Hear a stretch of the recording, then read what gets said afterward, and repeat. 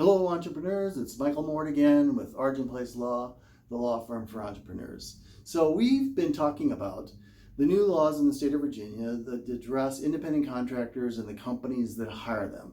I mentioned in previous posts that if you're going to hire an independent contractor, you should probably consider hiring only companies to be your independent contractor, not individuals. And if that company happens to be a single member LLC, it might be a good idea to request that that single member LLC file its tax returns as an S Corp or a C Corp. But let's move on from that. What's the real danger here?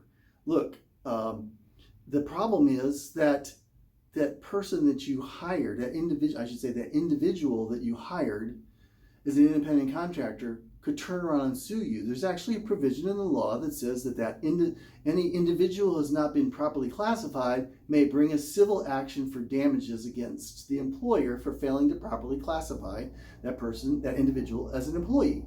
And if that person wins, that individual wins, he could win lots. That would be like back wages and salary, employee benefits that you normally give only to employees, including expenses incurred by the employee that would have otherwise been covered by insurance. Example of that, if he's an individual, he doesn't have workers' comp.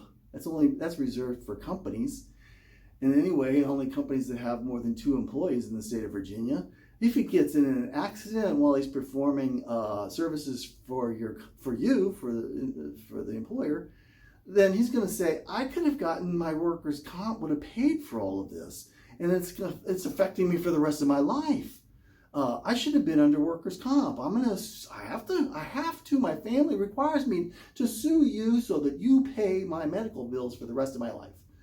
And even if that sounds dramatic, he's at least going to likely to get his legal fees paid. But you're still saying, no, this is all too difficult. My independent contractors don't want to be a company. They don't want to form their own LLC. They view that as too burdensome, even though it's not. It's too burdensome. We're just going to have an agreement amongst us. The two of us, company, the individual who's the independent contractor, will just have a contract that says, you're an independent contractor no matter what it seems like. Surely that agreement is upheld, right? Wrong. No. The law anticipates that.